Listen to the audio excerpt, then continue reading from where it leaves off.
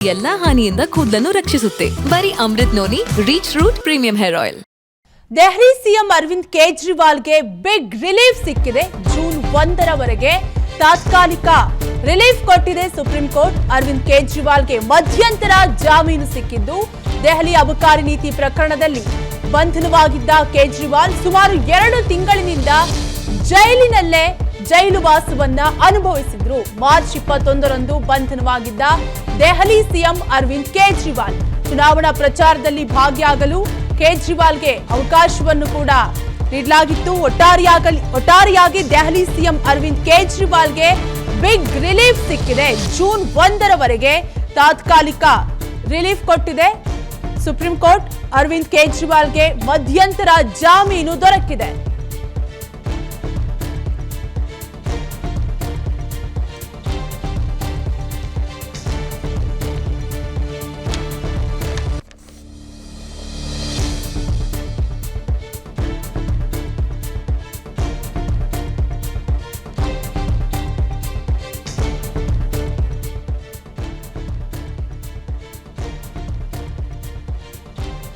Details ನಮ್ಮ ಪ್ರತಿನಿಧಿ ವಿಕ್ರಮ್ ದೂರವಾಣಿ ಸಂಪರ್ಕದಲ್ಲಿ ಕನೆಕ್ಟ್ ಆಗಿದ್ದಾರೆ. ವಿಕ್ರಮ್, ದೆಹಲಿ ಸಿಎಂ ಅರವಿಂದ್ ಕೇಜ್ರಿವಾಲ್ಗೆ ಬಿಗ್ ರಿಲೀಫ್ ಸಿಕ್ಕಿದೆ. ಯಾವ ಗ್ರೌಂಡ್ಸ್ ಮೇಲೆ ರಿಲೀಫ್ ಸಿಕ್ಕಿದೆ ವಿಕ್ರಮ್?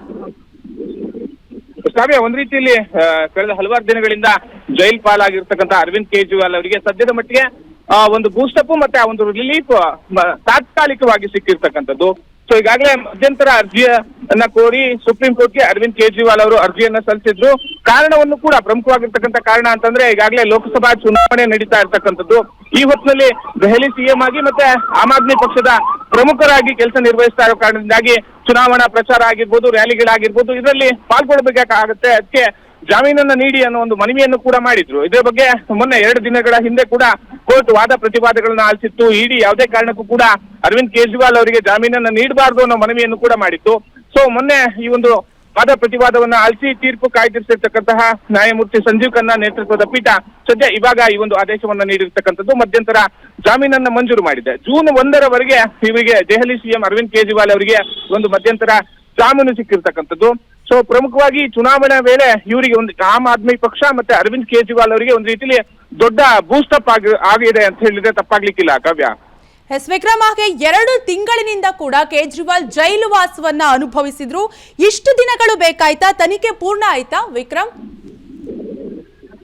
ಕಾವ್ಯ, ಪ್ರಮುಖವಾಗಿ ಇಡಿ ಹೇಳ್ತಾ ಇರ್ತಕ್ಕಂಥ ಅಂಶಗಳು ಅಂತಂದ್ರೆ ಇದರಲ್ಲಿ ಕೇವಲ ಅಂದ್ರೆ ಇವತ್ತು ಏನ್ ಚಾರ್ಜ್ ಶೀಟ್ ಅನ್ನ ಸಲ್ಲಿಕೆ ಮಾಡುವಂತ ಒಂದಿಷ್ಟು ಅಂಶಗಳನ್ನು ಕೂಡ ನಾವಿಲ್ಲಿ ಗಮನಿಸ್ತಾ ಹೋಗ್ಬೋದು.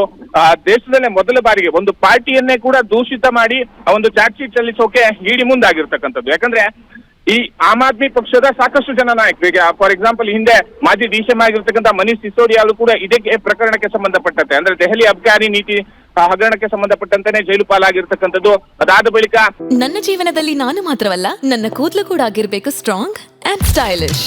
ಬರೀ Amrut noni reach root premium hair oil ನೊಂದಿಗೆ. Reach root premium hair oil K Kavitha ಆಗಿರ್ಬೋದು ಅಥವಾ ಸಿಎಂ ಅರವಿಂದ್ ಕೇಜ್ರಿವಾಲ್ ಅವರಾಗಿರ್ಬೋದು, ಇವರೆಲ್ಲರೂ ಕೂಡ ಒಂದೇ ಕೇಸ್ಗೆ ಸಂಬಂಧಪಟ್ಟಂತೆ ಈಗ ಜೈಲಿನಲ್ಲಿ ಇರ್ತಕ್ಕಂಥದ್ದು. ಈ ಒಂದು ತನಿಖೆ ಪ್ರಗತಿಯಲ್ಲಿ ಇರ್ತಕ್ಕಂಥದ್ದು. ಇಡಿ ಪ್ರಮುಖವಾಗಿ ಕೋರ್ಟ್ ಮುಂದೆ ಹೇಳ್ತಾ ಬಂದುವಂತಹ ಸಂಗತಿ ಅಂದ್ರೆ ನಮ್ಗೆ ತನಿಖೆಗೆ ಸಹಕಾರ ಮಾಡ್ತಾ ಇಲ್ಲ, ಇನ್ನಷ್ಟು ತನಿಖೆಗೆ ಕಾಲಾವಕಾಶ ಬೇಕು ಅಂತೇಳಿ ಸಾಕಷ್ಟು ಬಾರಿ ದೆಹಲಿಯ ಹೈಕೋರ್ಟ್ ನಲ್ಲೂ ಕೂಡ ಕೇಳ್ಕೊಂಡಿರ್ತಕ್ಕಂಥದ್ದು. ಜನಪ್ರತಿನಿಧಿಗಳ ನ್ಯಾಯಾಲಯದಲ್ಲೂ ಕೂಡ ಅದೇ ವಿಚಾರವನ್ನ ಪ್ರಸ್ತಾಪ ಮಾಡಿದ್ರು. ಇನ್ನುಳಿದಂತೆ ಬೇಲ್ಗೆ ಸಂಬಂಧಪಟ್ಟಂತೆ ಸುಪ್ರೀಂ ಕೋರ್ಟ್ ನಲ್ಲಿ ಅವರಿಗೆ ನಿರಾಕರಣೆ ಮಾಡಬೇಕು ಅನ್ನೋ ಒಂದು ಮನವಿಯನ್ನು ಕೂಡ ಮಾಡ್ಕೊಂಡಿದ್ರು. ಸೊ ತನಿಖೆ ಪ್ರಗತಿಯಲ್ಲಿರೋ ಕಾರಣದಿಂದಾಗಿ ಒಂದಿಷ್ಟು ಸಮಯಾವಕಾಶ ಬೇಕಾಗುತ್ತೆ. ಸೊ ಮತ್ತೆ ಇನ್ನು ರಾಜಕೀಯದವರು ಅಥವಾ ಏನು ಪ್ರಮುಖವಾಗಿರ್ತಕ್ಕಂಥ ಹುದ್ದೆಯಲ್ಲಿದ್ದಂತ ಸಂದರ್ಭದಲ್ಲಿ ಅವರು ತಮ್ಮ ಅಧಿಕಾರವನ್ನ ಬಳಸಿ ಸಾಕ್ಷ್ಯವನ್ನ ನಾಶ ಮಾಡಬಹುದು ಅಂತ ಹೇಳಿ ಪ್ರತಿಯೊಂದು ಕೇಸ್ನಲ್ಲೂ ಕೂಡ ಮಾತನಾಡ್ತಾರೆ. ಅದೇ ರೀತಿಯಲ್ಲಿ ಈ ರೀತಿಯಂತ ಒಂದಿಷ್ಟು ವಿಚಾರಗಳನ್ನ ಕೋರ್ಟ್ ಮುಂದಿಡುವಂತ ಕೆಲಸವನ್ನ ಇಡಿ ಮಾಡಿದ್ರು. ಸದ್ಯದ ಮಟ್ಟಿಗೆ ಇದು ಚುನಾವಣೆಯ ಪ್ರಮುಖ ಅಂಶವನ್ನ ಪರಿಗಣನೆ ಮಾಡಿ ಸುಪ್ರೀಂ ಕೋರ್ಟ್ ಇವತ್ತು ಮಧ್ಯಂತರ ಜಾಮೀನನ್ನ ಅರವಿಂದ್ ಕೇಜ್ರಿವಾಲ್ ಅವರಿಗೆ ನೀಡಿರ್ತಕ್ಕಂಥದ್ದು. ಕಾವ್ಯ, ಇನ್ನು ಈ ಕೇಸ್ನಲ್ಲಿ ಇನ್ನೂ ಅನೇಕರ ಹೆಸರುಗಳಿವೆ. ಅವ್ರ ಕತೆ ಏನು? ಮುಂದೆ ಯಾವೆಲ್ಲ ರೀತಿ ಕಾನೂನು ಇರುತ್ತೆ ವಿಕ್ರಮ್?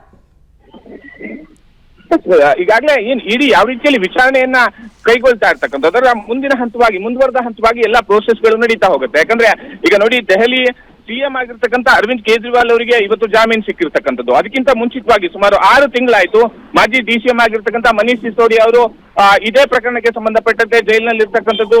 ಅವರು ಕೂಡ ಈಗಾಗಲೇ ಮಧ್ಯಂತರ ಜಾಮೀನು ಇದಕ್ಕೆಲ್ಲವನ್ನೂ ಕೂಡ ಅರ್ಜಿಯನ್ನ ಸಲ್ಲಿಕೆ ಮಾಡುವಂತ ಕೆಲಸವನ್ನ ಮಾಡಿದ್ರು. ಆದ್ರೆ ಇವತ್ತವರೆಗೂ ಕೂಡ ಅವರಿಗೆ ಕೋರ್ಟ್ ಜಾಮೀನು ನೀಡುವಂತ ಕೆಲಸವನ್ನ ಮಾಡಿಲ್ಲ.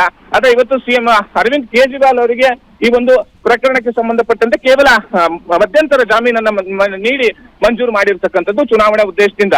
ಕಾವ್ಯ, ಇನ್ನು ಮುಂದೆ ಚುನಾವಣೆ ಕೂಡ ಇದೆ, ಬಹಿರಂಗ ಪ್ರಚಾರದಲ್ಲಿ ಇನ್ನು ಅರವಿಂದ್ ಕೇಜ್ರಿವಾಲ್ ಭಾಗಿಯಾಗಬಹುದಾ, ಅವಕಾಶ ಏನಾದ್ರೂ ಇದೆಯಾ ವಿಕ್ರಮ್? ಚುನಾವಣಾ ಪ್ರಚಾರಕ್ಕೆ ಸಂಬಂಧಪಟ್ಟಂತೆ ಈ ಒಂದು ಜಾಮೀನನ್ನು ನೀಡಿರ್ತಕ್ಕಂಥದ್ದು ಒಂದಿಷ್ಟು ಕ್ಲಿಯರ್ ಕಟ್ ಇನ್ಫಾರ್ಮೇಶನ್ ಅನ್ನು ಕೂಡ ನೀಡುತ್ತೆ. ಯಾಕಂದ್ರೆ ಕೋರ್ಟ್ ಹಿಯರಿಂಗ್ ಸದ್ಯ ಪ್ರಾರಂಭ ಆಗಿ ಕೆಲವೇ ಹೊತ್ತಿನಲ್ಲಿ ಈ ಒಂದು ತೀರ್ಪನ್ನ ನೀಡಿರ್ತಕ್ಕಂಥದ್ದು ಕೋರ್ಟ್, ನ್ಯಾಯಮೂರ್ತಿ ಸಂಜೀವ್ ಖನ್ನಾ ನೇತೃತ್ವದ ಪೀಠ. ಸೊ ಒಂದಿಷ್ಟು ಏನು ಪ್ರಮುಖವಾಗಿರ್ತಕ್ಕಂಥ ಅಂಶ ಅಂದ್ರೆ ಮಧ್ಯಂತರ ಜಾಮೀನಿನ ವಿಚಾರ. ಅದಕ್ಕೆ ಸಂಬಂಧಪಟ್ಟಂತೆ ಅಂದ್ರೆ ಈಗ ವಿಶೇಷವಾಗಿ ಈ ಒಂದು ವಿಶೇಷವಾಗಿರ್ತಕ್ಕಂಥ ಅಧಿಕಾರವನ್ನ ಬಳಸ್ಕೊಳ್ಳುವಂತಿಲ್ಲ ಅಥವಾ ಬಹಿರಂಗ ಪ್ರಚಾರದಲ್ಲಿ ಈ ಉದ್ದೇಶಪೂರ್ವಕವಾಗಿ ಈ ರೀತಿ ಮಾಡಲಾಗಿದೆ, ಈ ರೀತಿ ಅಂತ ಒಂದಿಷ್ಟು ಅಂಶಗಳನ್ನ ಕೋರ್ಟ್ ಮೆನ್ಷನ್ ಮಾಡಿರುತ್ತೆ. ಅದನ್ನ ಸ್ವಲ್ಪ ಫಾಲೋ ಅಪ್ ಮಾಡ್ಬೇಕಾಗತ್ತೆ Kavya. Yes, thank you Vikram ಡೀಟೇಲ್ಸ್ಗಾಗಿ. ದೆಹಲಿ ಸಿಎಂ ಅರವಿಂದ್ ಕೇಜ್ರಿವಾಲ್ಗೆ ಬಿಗ್ ರಿಲೀಫ್ ಸಿಕ್ಕಿದ್ದು. ಜೂನ್ 1ರವರೆಗೂ ಕೂಡ ತಾತ್ಕಾಲಿಕ ರಿಲೀಫ್ ಕೊಟ್ಟಿದೆ ಸುಪ್ರೀಂ ಕೋರ್ಟ್. ಅರವಿಂದ್ ಕೇಜ್ರಿವಾಲ್ಗೆ ಮಧ್ಯಂತರ ಜಾಮೀನು ಸಿಕ್ಕಿದ್ದು. ದೆಹಲಿ ಅಬಕಾರಿ ನೀತಿ ಪ್ರಕರಣದಲ್ಲಿ ಕೇಜ್ರಿವಾಲ್ ಬಂಧನವಾಗಿತ್ತು. ಸುಮಾರು 2 ತಿಂಗಳಿನಿಂದ ಕೂಡ ಕೇಜ್ರಿವಾಲ್ ಜೈಲಿನಲ್ಲಿದ್ದು ಜೈಲು ವಾಸವನ್ನ ಅನುಭವಿಸಿದ್ರು. ಮಾರ್ಚ್ 21ರಂದು ಬಂಧನವಾಗಿತ್ತು. ಇನ್ನು ಚುನಾವಣಾ ಪ್ರಚಾರದಲ್ಲಿ ಭಾಗಿಯಾಗಲು ಕೇಜ್ರಿವಾಲ್ಗೆ ಅವಕಾಶ ಸಿಕ್ಕಿದ್ದು. ದೆಹಲಿ ಪಂಜಾಬ್ ಚುನಾವಣೆಯಲ್ಲಿ ಪ್ರಚಾರವನ್ನ ಕೇಜ್ರಿವಾಲ್ ಮಾಡಲಿದ್ದಾರೆ. ಒಟ್ಟಾರೆಯಾಗಿ ದೆಹಲಿ ಸಿಎಂ ಅರವಿಂದ್ ಕೇಜ್ರಿವಾಲ್ಗೆ ಬಿಗ್ ರಿಲೀಫ್ ಸಿಕ್ಕಿದೆ.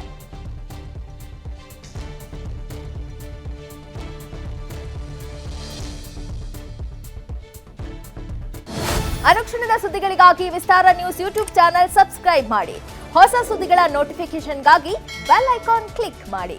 ಲೇಟೆಸ್ಟ್ ಅಪ್ಡೇಟ್ಸ್ಗಾಗಿ www.vistaranews.com ವೆಬ್ಸೈಟ್ಗೆ ವಿಸಿಟ್ ಮಾಡಿ. ಅಂಗೈಯಲ್ಲೇ ಜಗತ್ತಿನ ಸುದ್ದಿ ತಿಳಿಯಲು Vistara news Kannada app download ಮಾಡಿ.